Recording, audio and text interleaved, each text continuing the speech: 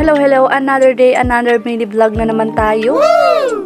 Napakaganda nga nang na-order ko na to sa TikTok dahil mura ko nga lang siya nakuha. Ito nga pala ay wireless earphone.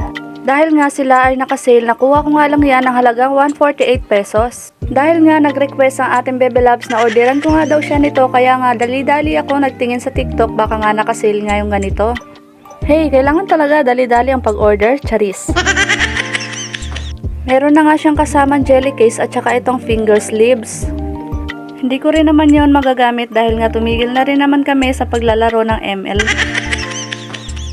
At syempre, hindi naman mawawala tong Type-C cord. Tiningnan ko na nga to kasi nga baka nga hindi gumagana ay isusuli ko talaga to sa seller. At nang mabuksan ko nga ay nagustuhan ko nga talaga yung quality nito. 95% pa nga yan siya kaya hindi ko na kailangan muna i-charge.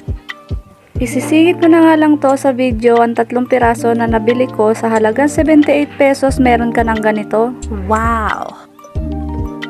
Sinuotan ko na nga ng jelly case itong earphone na to para nga mas maganda siyang tingnan. At hanggang dito na nga lang ang ating video. Salamat!